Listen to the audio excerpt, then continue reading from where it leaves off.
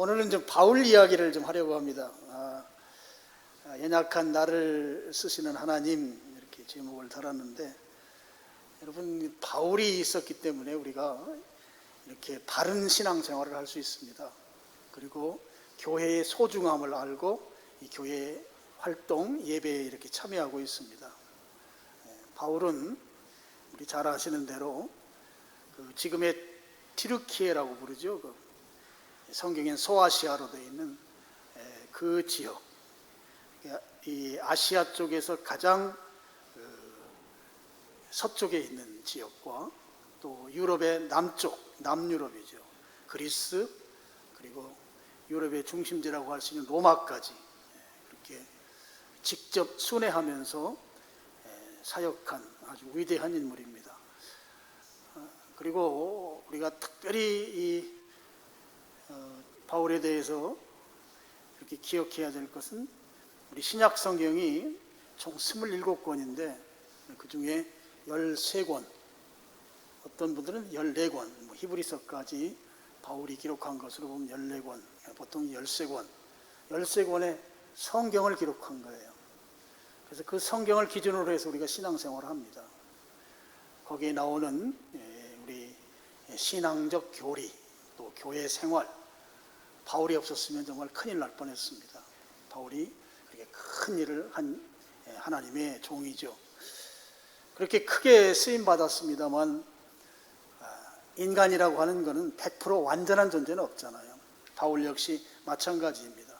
바울에게도 한 가지 문제가 있었는데, 그 문제가 무엇인가 하면 오늘 우리가 잘 아는 거죠. 7절에 보면 육체의 가시가 있었습니다. 육체의 가시라고 하는 것은 이제 몸이 병약하다, 이런 의미를 담고 있는 표현이에요. 가시가 몸에 박히면 가시를 빼기 전까지는 계속해서 찌르고 아프고 고통을 주는 것이 가시입니다. 바울은 그 육체의 연약함, 이 질병으로 인해서 아마 계속해서 괴로움을 당했던 것 같아요. 그 계속되는 괴로움을 이제 성경에서는 사탄의 사자다라고까지 표현하고 있습니다. 사탄의 사자 이렇게 되어 있어요. 성경에 보면 이 사자, 동물을 말하는 사자가 아니고, 영어로는 이제 메시지를 전달하는 사람, 이런 뜻의 메신저라고 되어 있고요. 우리 성경에는 사자 또는 사신이라고 이렇게 번역되어 있습니다. 근데 구약에도 있고 신약에도 있고, 그래서 보통은 우리가 이제 천사라고 하는, 천사가 이제 엔젤이잖아요. 우리 헬란말에서 영어가 왔어요. 헬란말은 앙겔로스라고 부릅니다. 보통은 우리가 이제 천사로 알고 있는데, 이제 사탄의 천사 이런 뜻이잖아요. 그러니까 이 사자는 좋은 의미에서의 사자가 있고 또 나쁜 의미에서의 사자가 있고, 이 둘로 나눌 수가 있습니다. 좋은 의미에서의 사자는 하나님의 종으로서, 하나님의 메신저로서의 천사가 좋은 의미의 이제 하나님의 사자인 것이죠. 물론 우리 성경에 보면 제사장이나 또는 선지자나, 요한계시록에 보면 교회의 리더십이나 교회 지도자죠. 그리고 성령님에게도 이 사자 또는 사신이라는 표현을 사용하고 있거든요. 그러니까 이 사신이 다양한 직분들에게 또 이게 사용되고 있다는 것을 우리가 염두에 두면, 우리 성경을 읽을 때 그 문맥 속에서 이것은 제사장에 대한 이야기구나, 이것은 교회의 지도자에 대한 이야기구나, 이렇게 우리가 분별해서 성경을 읽어야 할 거예요. 이게 좋은 의미입니다. 나쁜 의미의 사자는 바로 바울이 지금 언급한 사탄의 사자죠. 사탄, 한자로는 마귀죠. 사탄과 마귀는 같은 말입니다. 그러니까 하나님을 대적하는 최고 우두머리가 바로 사탄이에요. 사탄에게는 혼자 있는 게 아니고 같이 타락한 천사들이 있습니다. 이 천사들이 바로 우리 성경에는 어떤 식으로 표현되는가 하면 귀신들로 표현되어 있는데, 항상 앞에 형용사 하나가 붙어요. 더럽다는 표현입니다. 그래서 더러운 귀신들이 사탄의 사자입니다. 물론 이것 다 영적인 존재이지만, 물론 에베소서 같은 데 보면 영적인 존재로서만 의미하지 않고 요한계시록에도 나옵니다만 우리가 직접 현실 속에서에도 사탄의 사자도 있어요. 요한계시록엔 이제 무태에서 올라오는 용, 바다에서 올라오는 용으로 표현된 이 두 그룹이 있습니다. 바로 하나님을 믿는 신자들을 박해하고 압제하는 세상 권력. 요한계시록 기록 당시에는 로마 제국의 황제들, 그 황제의 수하에 있는 자들, 이게 바로 사탄의 사자였던 거예요. 그리고 여기에 또 하나의 그 사탄의 사자는 그 거짓 선지자들, 어용 선지자죠. 고대에는 황제가 어떤 중요한 의사결정을 황제 스스로 못해요. 그래서 항상 그 황제와 가까이에 있는 그 이제 거짓 선지자, 어용 선지자들이 있었습니다. 그들에게 이제 자기들이 섬기는 신에게 묻게 하고, 그래서 답을 얻을 때, 전쟁에 나간다든지 이런 중요한 의사결정은 황제가 결정하는 게 아니고 그 거짓 어용 선지자들에 의해서 그 의견을 모아가지고 나아가는 거예요. 그래서 우리 이제 베드로 전서에 보면 왕 같은 제사장 뭐 이렇게 표현된 그런 부분들이 왕의 옆에서 수종드는 이제 그런 의미를 담고 있는 거예요. 우리를 표현할 때 그런 의미들이 있습니다. 그래서 이 사탄의 사자는 영적인 존재도 있지만 실제적으로 신앙을 회방하고 압제하고 방해하는 이 정치 권력과 거기에 부안해동하는 이 거짓 어용 선지자들, 종교 지도자들까지를 포함한다고 하는 걸 우리가 아셔야 하겠습니다. 지금 사탄이라고 하는 존재가 갖는 가장 큰 특징은 뭔가 하면 나누는 일을 합니다. 분리시키는 일을 해요. 성령님은 나뉜 것을 하나로 묶는 일을 해요. 정반대입니다. 성령은 하나 되게 하심이에요. 그런데 사탄은 하나 된 것을 나누는 일을 사탄이 합니다. 그래서 사탄의 공격을 받게 되면 개인이나 가정이나 교회가 두 가지 현상이 나타나는데요. 한 가지는 예배가 문제가 생겨요. 예배에 소홀히 하고 예배를 등한히 하는, 그러니까 예배 문제가 먼저 발생합니다. 사탄의 공격을 받을 경우에 그렇습니다.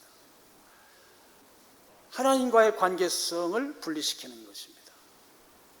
또 한 가지 특징은 뭐 가정이나 교회나 막론하고 화목을 깨는 다툼과 분쟁이 일어납니다. 사탄이 역사한 곳에는 다툼과 분쟁이 있어요. 그래서 성도와 성도의 관계, 또 가정에서의 식구들 간의 관계를 서로 나눠놓는 일을 사탄이 한다고 하는 거예요.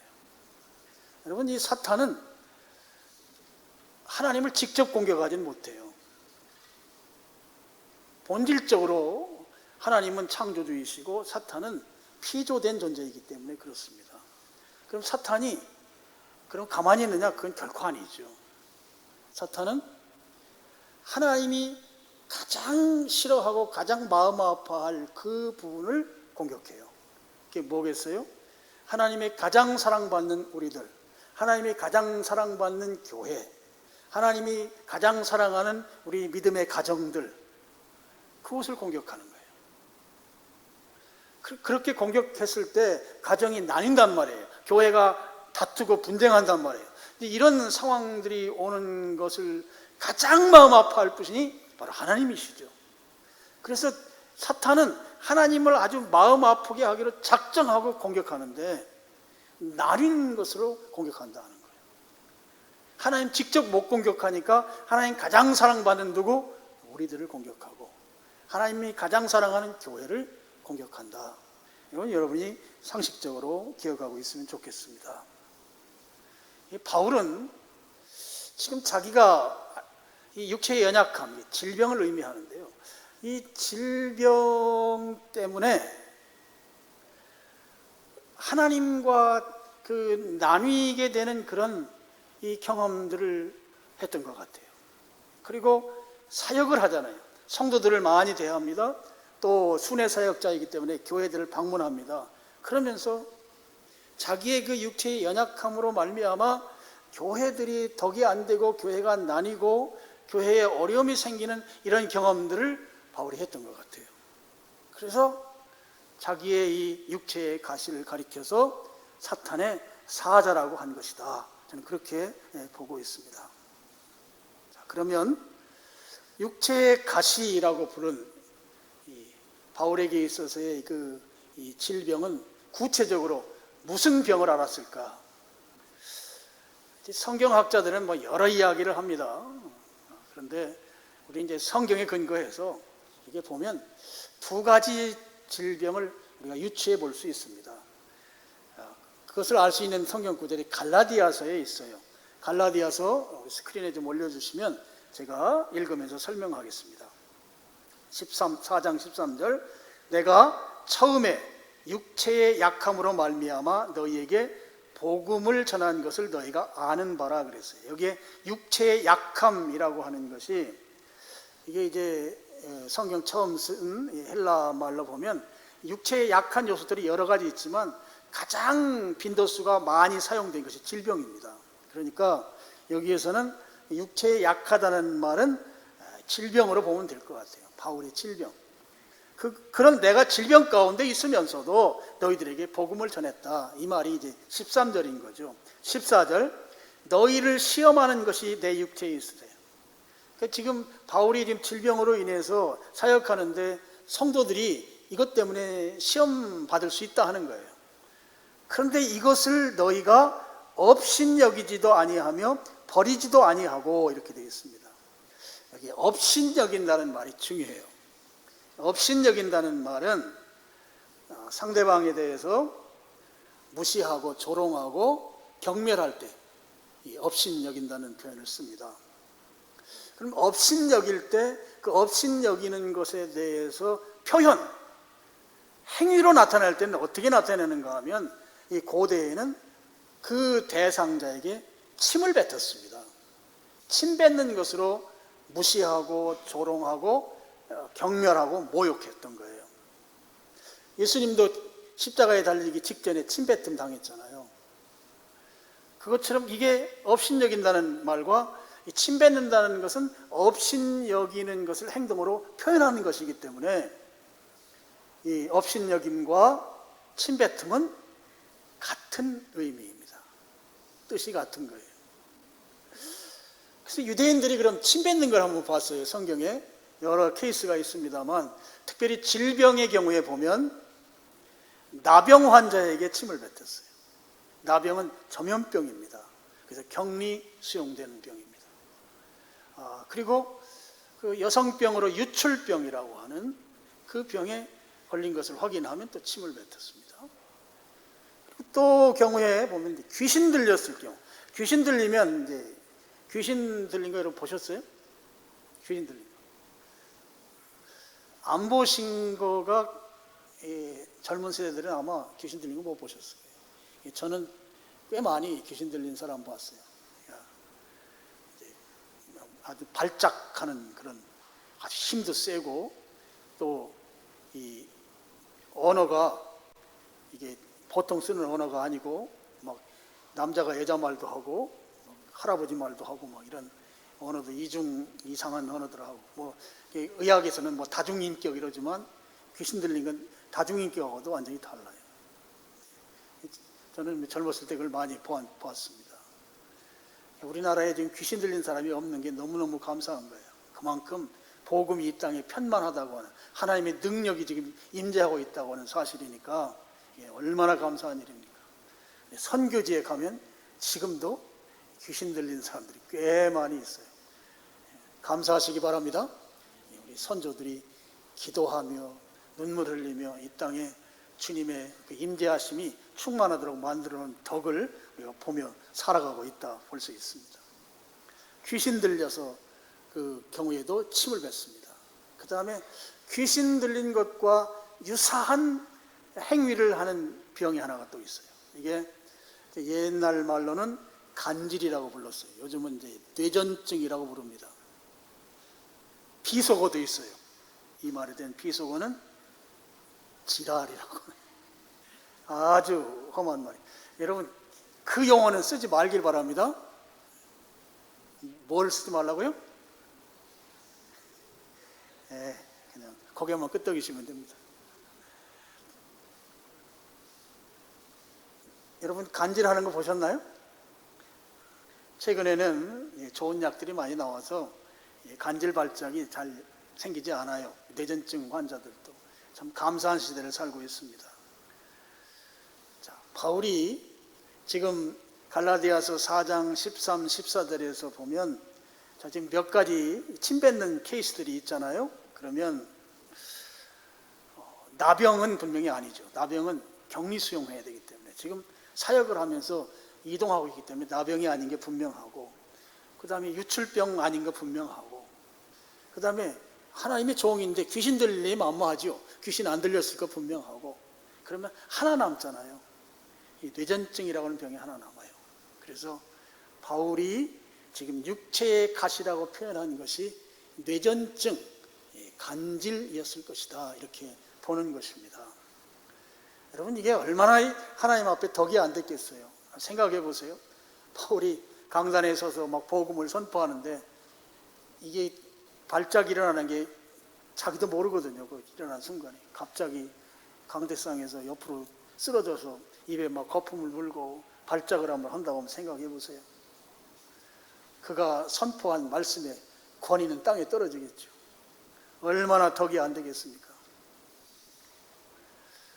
그런 상황들을 염두에 두고 여러분, 그 갈라디아서 4장 14절 다시 한번 보면, 14절 보면, 너희를 시험하는 것이 내 육체에 있으되 이것을 너희가 업신여기지도 않고 버리지도 아니하고 오직 나를, 바울을 하나님의 천사와 같이 또는 그리스도 예수와 같이 영접하였도다. 그렇게 덕이 안 되고 그야말로 말씀 선포의 권위가 떨어질 만한 그런 상황임에도 불구하고 갈라디아 교인들은 조롱하고 침뱉지 않았다는 거예요. 오히려 그 연약한 몸을 가지고 복음을 선포하는 바울에 대해서 하나님의 천사다, 그리스도 예수다, 그렇게까지 환대하면서 고마워했다는 거예요. 갈라디아 교인들의 그 믿음의 수준을 우리가 짐작해 볼 수 있는 대목이 아닐 수 없습니다. 뇌전증, 바울이 질병했을 것이다. 또 한 가지 바울의 질환은 아마도 안과적인 문제가 있었지 않겠는가, 이렇게 봅니다. 갈라디아서 4장 15절, 여기는 우리 같이 한번 읽겠습니다. 시작. 너희의 복이 지금 어디 있느냐?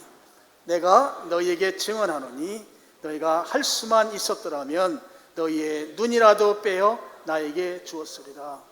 마지막 부분, 너희의 눈이라도 빼어 나에게 주었으리라. 왜 다른 여러 표현이 있겠는데 왜 눈 빼준다는 얘기를 했을까? 그것은 바울의 안과적인 문제가 있었기 때문에 갈라디아 교인들이 그렇게까지 나에게 했을 것이라고 하는 표현을 바울이 굳이 했을 것이다. 물론 이 한 구절만 있는 건 아니에요. 우리 갈라디아 6장 11절 뒤로 가보면 이런 내용이 나옵니다. 내 손으로 너희에게 이렇게 큰 글자로 쓴 것을 너희가 봐라, 이런 말. 큰 글자로 쓴 걸 봐라. 여러분, 시력이 좋지 않으면 작은 글자로 쓰면 보이지 않아요. 못 읽습니다. 저도 좀 젊었을 때는 작은 글씨도 잘 봤는데요, 지금은 작은 글씨를 못 봐요. 그래서 글씨를 크게 해야 봅니다. 그러니까 눈이, 시력이 좋지 않으면 큰 글자만 눈에 보이는 거죠. 그래서 갈라디아 교인들에게 편지를 보내면서 내가 이 편지를 큰 글씨로 쓴 걸 너희들이 봐라고 한 것은 바울에게 안과적인 문제가 있었을 것으로 이렇게 보는 거죠. 그 다음에 로마서도 마찬가지예요. 로마서 16장 마지막 절에도 이런 내용이 나와요. 로마서를 바울이 직접 기록한 것이 아니고 대필자를 세워서 대필자에게 불러줘서 그가 기록했어요. 대필자 이름이 나옵니다. 더디오라고 하는 사람이 나와요. 그래서 그가 바울이 불러주는 대로 받아 쓴 기록이 로마서예요.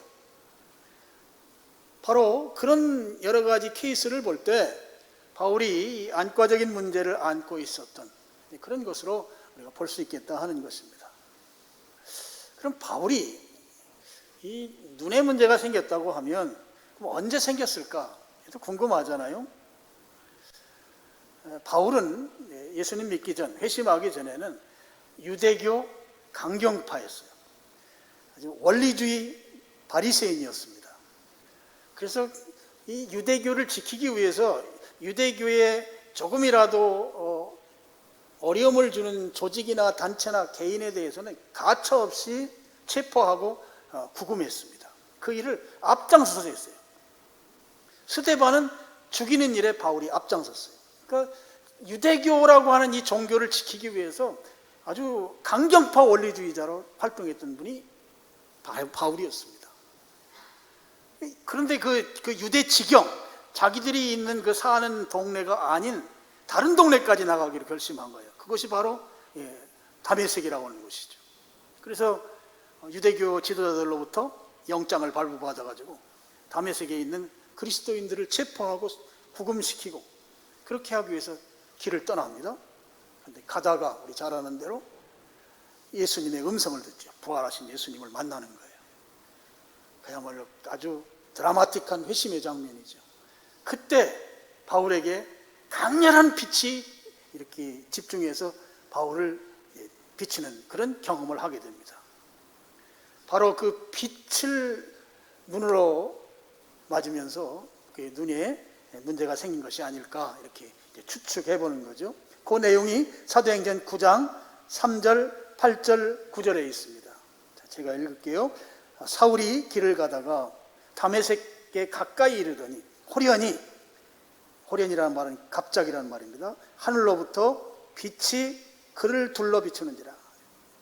하늘로부터 이 빛, 강한 빛이죠. 그래서 8절에 보니까 사울은 이제 유대식 이름입니다. 사울이 땅에서 일어나 눈은 떴으나 아무것도 뭐예요? 보지 못했다는 거예요. 이미 그때 눈에 이제 문제가 생긴 것이죠.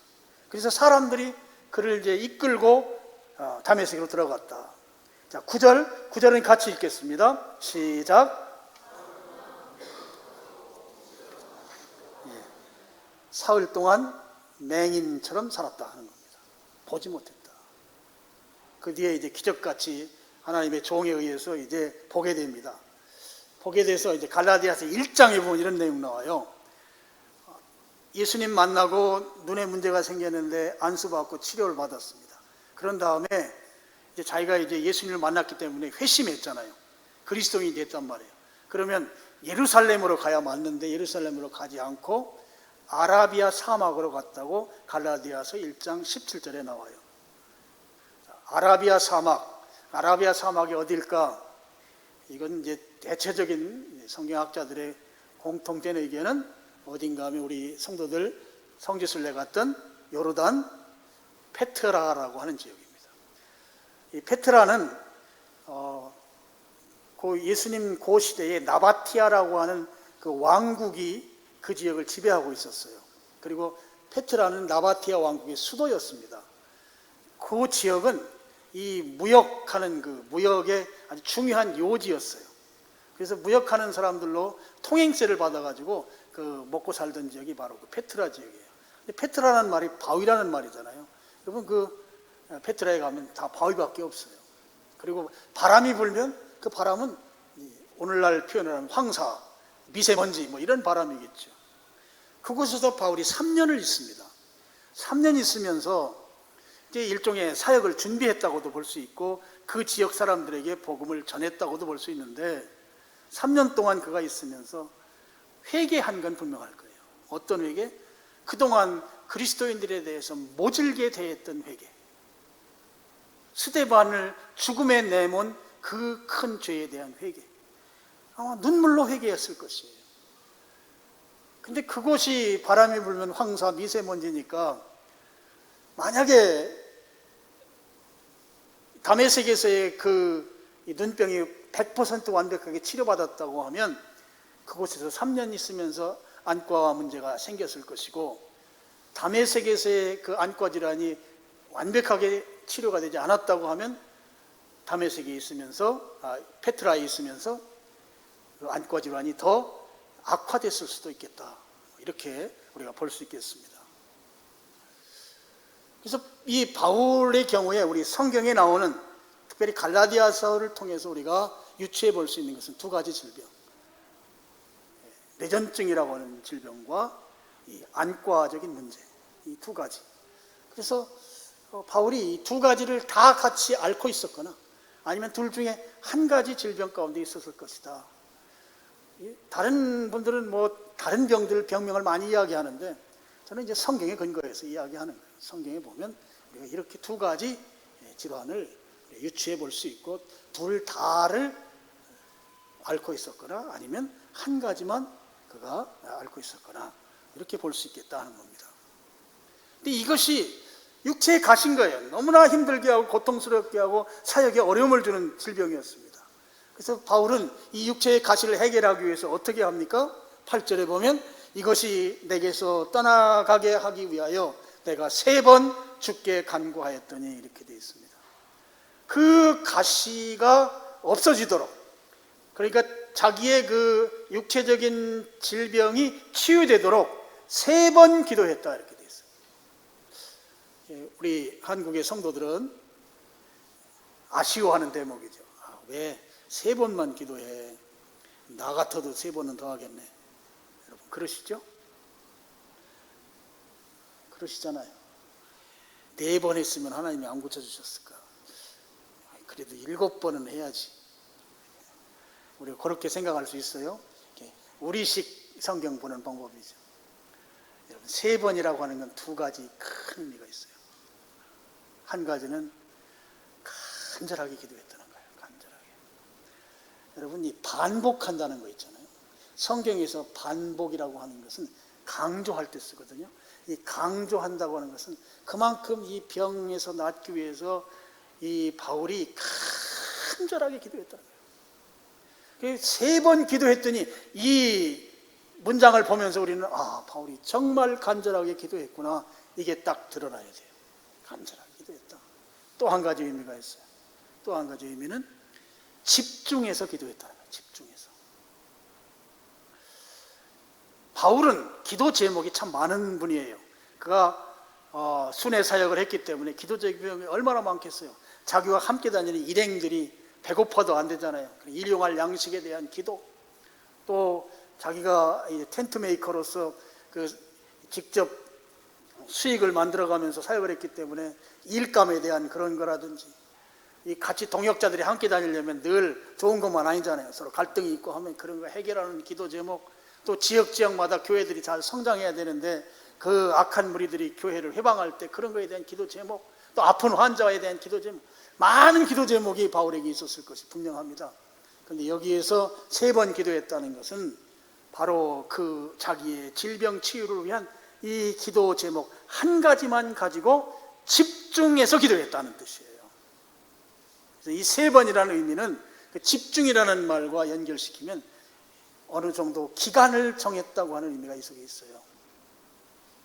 그냥 내 병 고쳐주세요 곱하기 3 이게 아니고 기간을 정하고 40일이면 40일, 한 달이면 한 달, 이렇게 기간을 정하고 기도하기를 3번을 했다는 것입니다.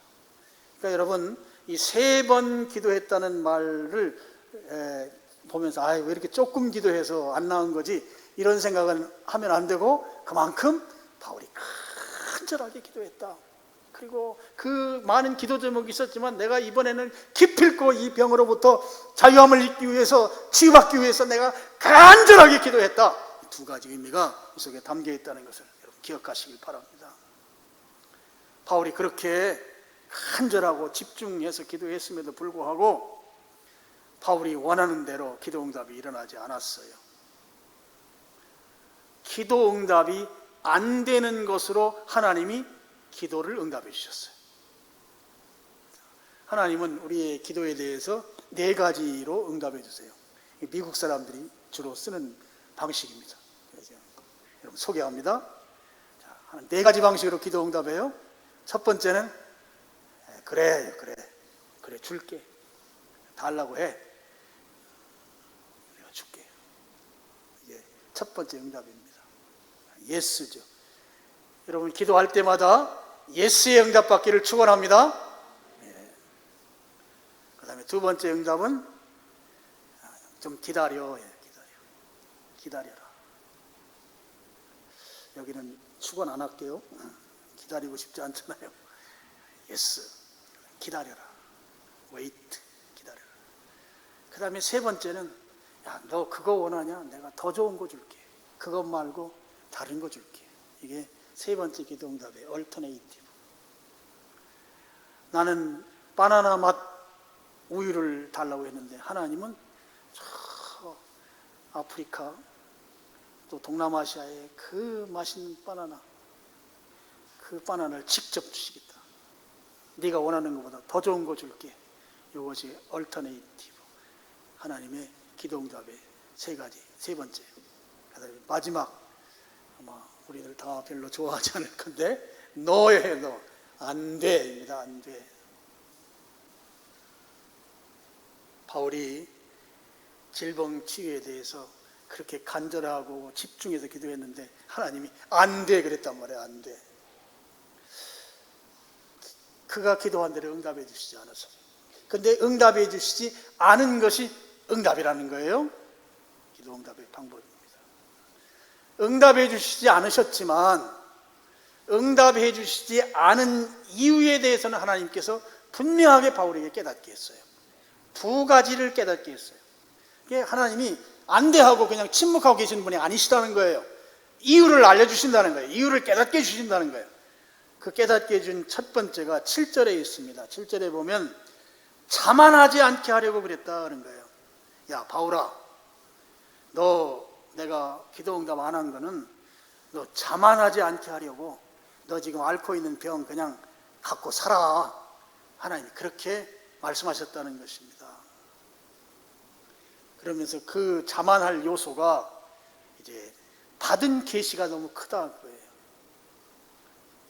여러분 바울은 설교하다가 졸다가 떨어진 그 유두고라고 하는 사람을 살려내는 일도 했어요. 엄청난 일이죠.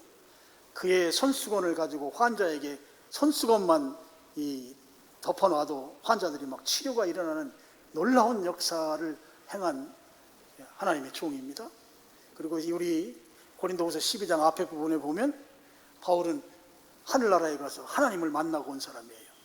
삼층천이라고 부르죠. 유대인들의 그 하늘 개념이 세 개의 하늘로 그들은 개념을 갖고 있습니다. 우리가 볼 수 있는 이 대기권이 1층천입니다. 그 다음에 온 우주가 2층천, 하나님 계신 곳이 3층천이에요. 하나님 계신 곳, 거기서 하나님 만나고 왔다. 엄청난 체험이죠. 그리고 엄청난 능력을 갖고 있습니다. 그런 능력과 체험을 가진 바울, 그냥 둬도 어깨에 힘이 들어갈 거고 사람들 앞에서 폼 잡을만 하단 말이에요. 그런 능력의 종이었습니다.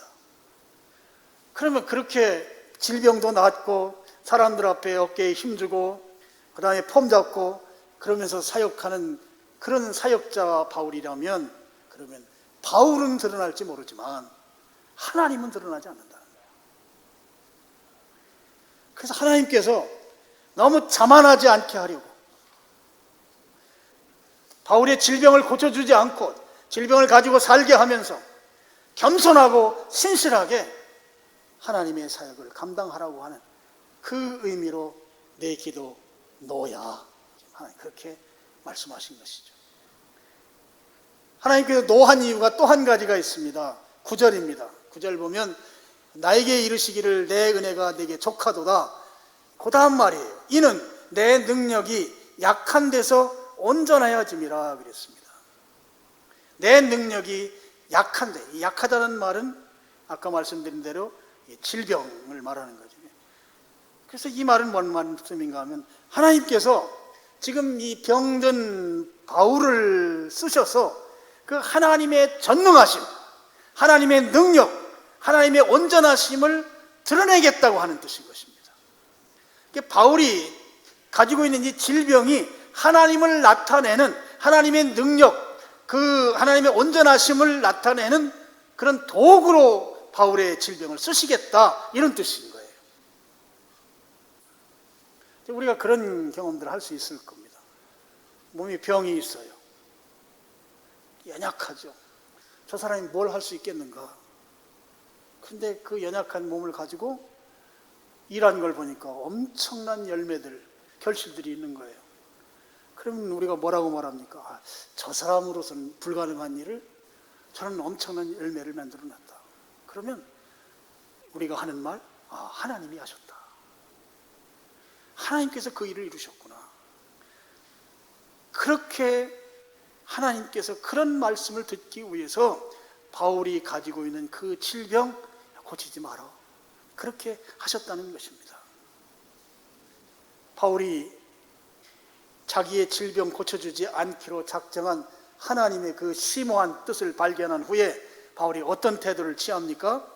9절 그 뒷부분에 보시면, 자, 그러므로, 찾으셨죠? 그러므로 도리어 크게 기뻐함으로 나의 여러 약한 것들에 대하여 자랑하리니 이는 그리스도의 능력이 내게 머물게 하려 하심이라 그랬습니다.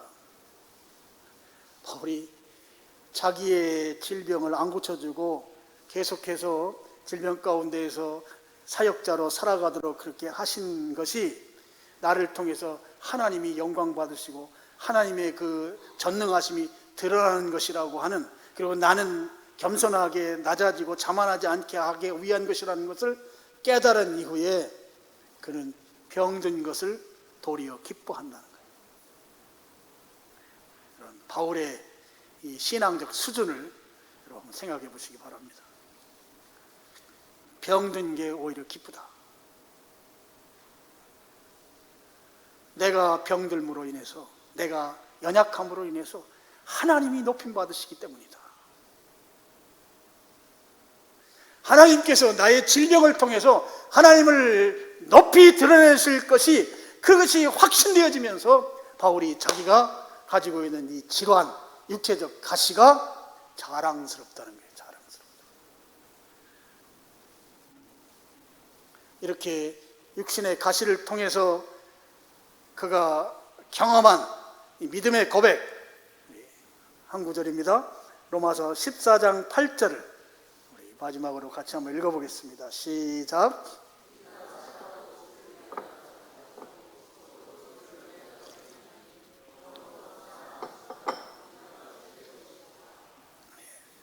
여러분, 이런 신앙이 그냥 나온 게 아니죠. 바로 고린도 후서에 자기의 그 육체의 가시와 관련해서 하나님께서 주신 깨달음, 기도했는데 노로 응답해 주시면서 주신 그 은혜, 그런 경험들을 통해서 그야말로 수준 높은 신앙 속에서 고백할 수 있는 것이, 우리가 살아도 주를 위하여, 죽어도 주를 위하여, 이런 고백을 만들어낼 수 있는 것입니다. 여러분, 우리들에게도 약한 요소들이 있습니다. 건강에 그 약함이 있을 수 있고요.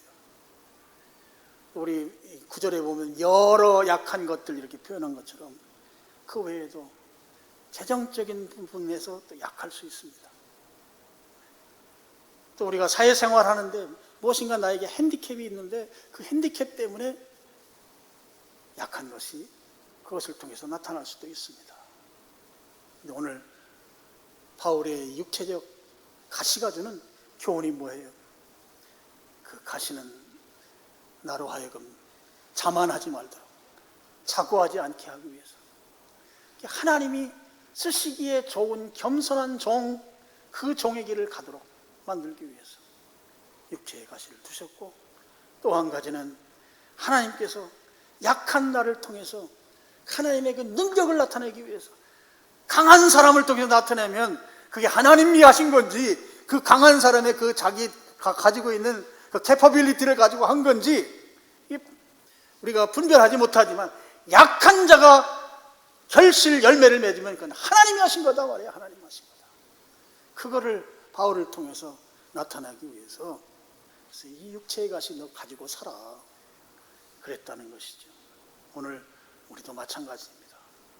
여러분, 우리 연약한 거 있어요. 아무리 기도해도 하나님 대답 안 하시고 계시는 것 같은 그런 기도 제목들이 있을 수 있습니다. 그렇지만 그것 때문에 우리가 좌절하고 낙심해서는 안 되는 거예요. 나에게 지금 이런 약한 것들을 가지고 있게 하신 것은 나로 하여금 하나님이 쓰시기에 알맞도록 겸손하게 만드는 것이요, 또 나의 약함을 통해서 하나님의 강함이 드러나게 하기 위한 것이니 내가 지금 현재 이 자리에서 할 수 있는 최선으로 하나님을 섬기고 주님을 섬기고 교회를 섬기고 하나님의 영광을 나타내는 그런 성도, 그 삶을 사는 여러분 되시기를 주님의 이름으로 축원합니다. 네, 기도하겠습니다. 아버지 하나님, 오늘